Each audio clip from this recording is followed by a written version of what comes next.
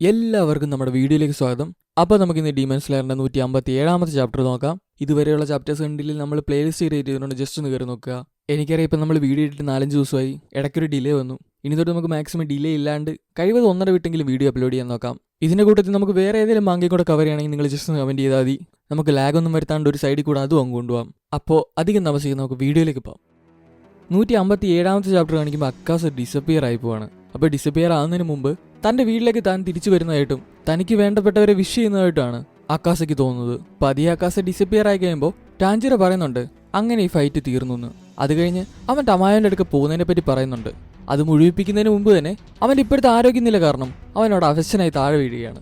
ഗിയുവിനും അതേ ആഗ്രഹം ഉണ്ടെങ്കിലും പക്ഷെ നേരെ ഒന്നും തല പൊക്കാൻ പറ്റാത്തതുകൊണ്ട് തന്നെ തൻ്റെ കയ്യിലിരിക്കുന്ന വാള് താഴെ കുത്തിയിട്ട് അതിൽ തല വെച്ചവൻ കിടന്നു.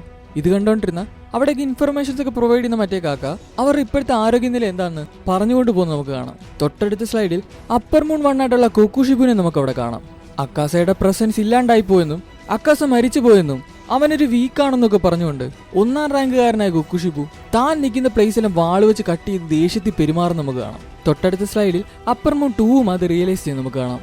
എനിക്കെന്തോ വിയേർഡായിട്ടുള്ള ഫീലിങ്സ് അടിക്കുന്നുണ്ടെന്നും അവന്റെ പ്രസൻസ് ഇല്ലാണ്ടായതിനു മുമ്പ് അവനെന്ത് വേറെ ക്രീച്ചർ ആയതുപോലെ അവന് തോന്നിയെന്നും ഡോം എങ്ങനെ ചിന്തിക്കുന്നുണ്ട്. അവനെന്തിന്റെ തന്റെ ഓപ്പോസിറ്റ് നിൽക്കുന്ന കനാവോനോട് അവളുടെ പേരെന്താന്ന് ചോദിക്കുന്നുണ്ട്. അവൾ തന്റെ വാള് മുറുക്കി പിടിച്ചുകൊണ്ട് പറയുന്നുണ്ട് അവള് കനാവോ ആണെന്നും അവൻ കൊന്നുകളഞ്ഞ കനയും ഇപ്പൊ അബ്സോർബ് ചെയ്തു വന്ന ഷിനോബുവും അവളുടെ സിസ്റ്റർ ആണെന്നും നിന്റെ ഫ്ലഷ് കണ്ടാൽ നീ അവരുമായി ബ്ലഡ് റിലേഷനിലുള്ളതെന്ന് പറയത്തില്ലെന്നും എന്തിരുന്നാലും എങ്ങായിട്ടുള്ള ഗേൾസ് എപ്പോഴും ഡെലീഷ്യസ് ആണെന്നും ഡോം അവളോട് പറഞ്ഞു. വുമണിന്റെ കാര്യം പറയുമ്പോൾ ഡോമയ്ക്ക് അക്കാസയെ പറ്റി ചിന്തിക്കാതിരിക്കാനേ പറ്റുന്നില്ല. അവൻ പറയുന്നുണ്ട് അക്കാസ ഇന്നേവരെ വുമണിനെ കൊന്നിട്ടില്ലെന്ന്. ഞാൻ അവനോട് വുമണിന്റെ ബോഡി ന്യൂട്രീഷൻ ഉള്ളതാണെന്നും അത് കൺസ്യൂം ചെയ്താൽ സ്ട്രോങ്ങർ ആവുമെന്നും പറഞ്ഞു കൊടുത്തിട്ടും അവൻ ഇന്നവരെ ഒരു പെണ്ണിനെ പോലും തിന്നാൻ കൂട്ടാക്കിയിട്ടില്ല. തിന്നുന്നതിന് അവൻ അവനെ കൊന്നിട്ട് പോലുമില്ല. എന്തൊക്കെ പറഞ്ഞാലും അവൻ മരിച്ചുപോയി.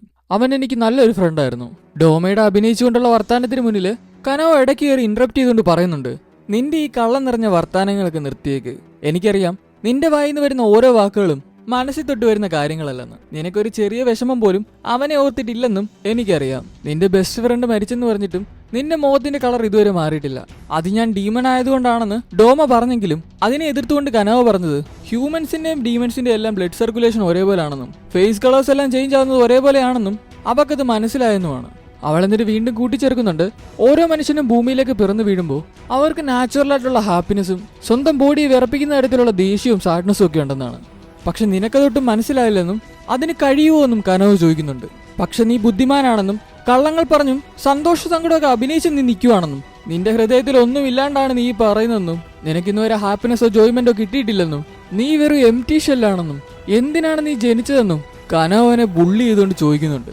ഇതെല്ലാം കേട്ട ഡോമ പറയുന്നുണ്ട് ഇത്രയും നാൾ ഞാൻ കുറെ പെണ്ണുങ്ങളെ കണ്ടിട്ടുണ്ടെങ്കിലും ഒരു പെണ്ണും ഇന്നേ വരെ എൻ്റെ അടുക്ക് ഇങ്ങനെ ബുള്ളി ചെയ്യുന്ന തരത്തിൽ സംസാരിച്ചിട്ടില്ലെന്ന്. നിനക്കെങ്ങനെയാണ് ഇങ്ങനത്തെ ക്രൂവലായിട്ടുള്ള രീതിയിൽ സംസാരിക്കാൻ പറ്റുന്നതെന്നും വളരെ വിയേർഡായിട്ടുള്ള രീതിയിൽ ഡോമ അവളുടെ ചോദിക്കുന്നുണ്ട്.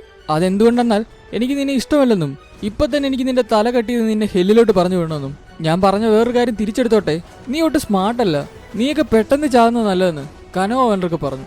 ആ നിമിഷ നേരം കൊണ്ട് തന്റെ യുണീക്കായിട്ടുള്ള വെപ്പൺ കൊണ്ട് ഡോം അവളുടെ പിന്നി വന്ന് അവളുടെ കഴുത്ത് വെട്ടാൻ ശ്രമിക്കും നമുക്ക് കാണാം. പക്ഷെ ഒടുക്കത്തെ റിഫ്ലക്സ് കൊണ്ട് അവൾ തന്റെ തല താഴ്ത്തിക്കൊണ്ട് ഒഴിഞ്ഞു മാറി വന്ന അവൾ ഡോമയുടെ വയറ് നോക്കി വെട്ടുകയായിരുന്നു.